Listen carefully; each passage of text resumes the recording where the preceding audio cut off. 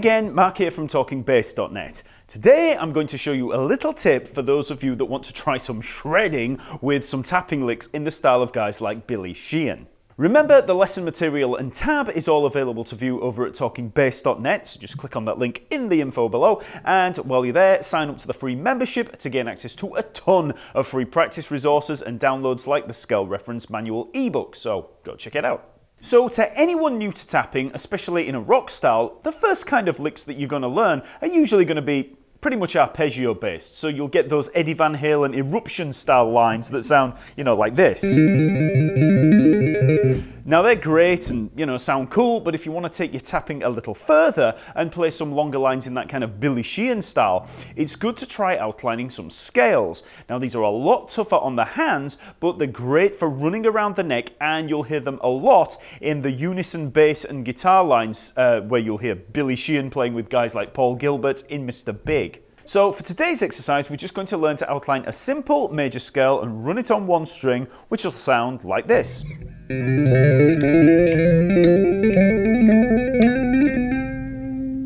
So before we have a look at that whole line, let's just have a look at the basic tapping pattern that we're using. So to do this, I'm just going to take three notes, G, A and B. Okay, so 12th, 14th and 16th frets on the G string. So first of all, take the first finger, the index finger, and hold down that G at the 12th fret. Okay, you're going to keep that held there. Now, then you take the first finger of the right hand and we're going to tap down on the A, the 14th fret of the G string. Okay, so you can see that first finger is still held down. So tap down. Now, any of you that have seen my previous tapping lesson will know that I'm a huge advocate of the Billy Sheehan method of putting the second finger behind the first finger to get a bit more oomph on the on the tap there. So he talks about this all the time. So instead of just tapping with the first finger, if you take that middle finger, the second finger, and then just place it behind this first finger, it's going to give you a little bit more power there, a little bit more oomph.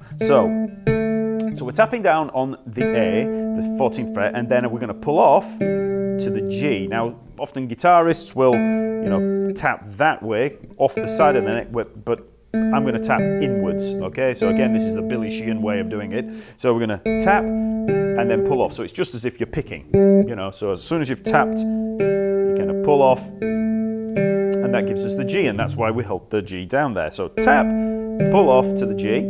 And then we're going to hammer on at the same fret, at that 14th fret, at the A, with the second finger. Okay. Then we're going to tap down at the B there, at the 16th fret. So we've had, okay, so we've got this little scalar line. And then we just pull off again, and we've held down both of these two notes behind. So we've now got the first finger and the second finger there at the 12th fret and the 14th fret, just waiting. So we pull off and pull off. Okay, so all of that again. So we have tap, pull off, hammer on, then tap, pull off, okay? And that's the line that we're using. So nice little scalar line there, and then you just build up speed. Now, I used the second finger when I played that there, but you can actually use the third finger. And actually, thinking about it, I think I'm probably going to be using the third finger more often. So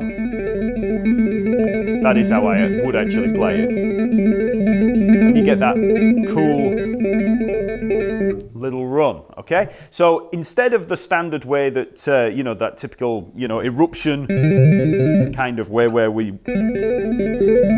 would be that, we're actually getting more of a scalar line there moving up.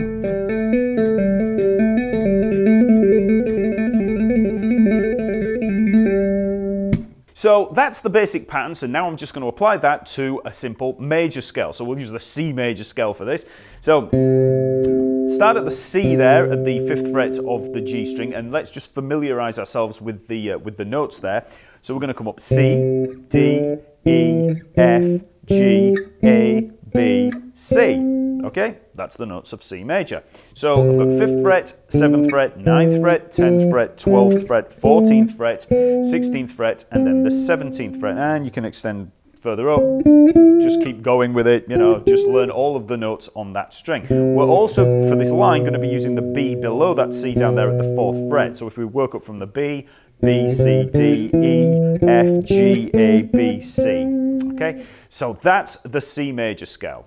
Now, for the line, because we're using these little 3 note groupings, we want to see the scale as we go up in 3s. So, if we start at that B and we play B, C, D, okay, B, C, D, 4th, 5th and 7th fret, that's your first pattern. Then we move up to the next one, C, D, E, okay, so 5th, 7th, 9th. Then we move up to D, E, F, so that's 7, 9, 10. Then we move up to E, F, G, so 9, 10, 12. Then up to the F, so we've got F, G, A, that's 10, 12, 14. Then up to the G, so that's 12, 14, 16, so that's G, A, B. Then up to the A, so we've got A, B, C, so that's 14th, 16th and 17th. And then up to the B again at the top, so this is the octave, so we've got B, C, D, so what's that? The 16th, 17th and 19th frets. So that's the groupings of 3 that you want to know. So before you even do the tapping bit,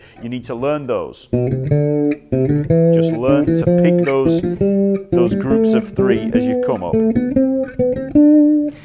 And obviously when you get up to the top, you can repeat the C, D, E there. So you might see some patterns in there as you're working up. We've got 3 basic patterns that we're looking at. We've got that half step, whole step pattern there. We've also got the whole step pattern, which we have there, and the whole step, half step pattern, and it's just combinations of those working up. So we have half step, then whole step, oops, whole step, then whole step, half step, whole step, and then repeat, whole step,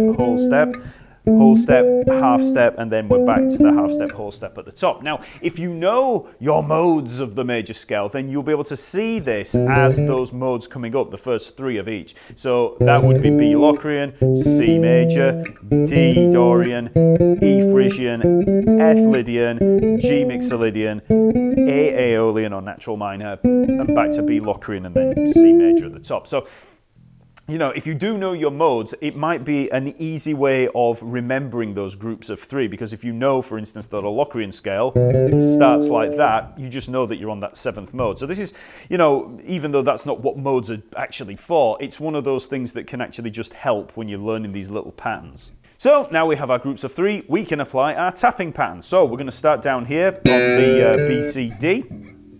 We're going to tap with the C, pull off, then hammer on, pull off. Okay, so we've covered the tapping pattern already, so we just apply it. So that's the first one, then that's on the second one, and then on to the A, and we're up to the C. Okay, so I just took that pattern and just worked it to our little groups of 3 as we came up. So you could stay on one of those patterns for a while just to get used to it.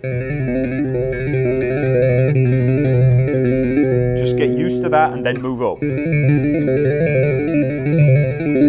maybe move up again. And again. And again. Again. So you can keep going if you want, okay? So that's all there is to it. You're just working up through those groups of 3 and you can just hang around on each one for a while. Once you can play each one for a prolonged period, you know, hanging around, you can start to just whip through them. So, okay, so you just come on up through them using that exact same pattern. Obviously, once we've got to the top, you can come back down. So if we start up there at the top on the B, C, D, and then we just move down.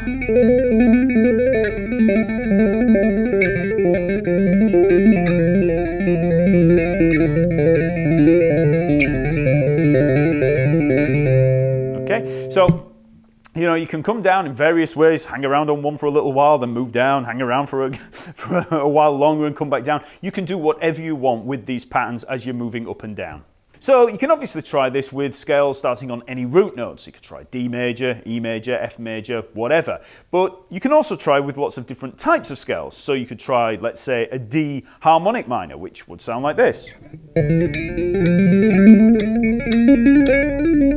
Okay, so, you know, any type of scale, Dorian, Frisian, whatever, you can try it, you know, just on one string. You can try it on a D string, an A string, an E string, whichever one, and then you can start crossing the strings, but that's for another lesson. So just try practicing that major scale to begin with, those groups of 3 coming up the G string, and then just try hanging around on each bit for a while, and then try the whole line fluidly moving up and down. So get on over to Talkingbass to check out the tab and lesson material for this video, and then while you're there, check out the lesson map where you'll find hundreds of free lessons all systemized for ease of navigation. Then if that floats your boat, sign up to the free Talkingbass membership where you'll gain access to the members area where you'll find a ton of free practice resources and downloads like the scale reference manual ebook. Okay, I'll see you next week.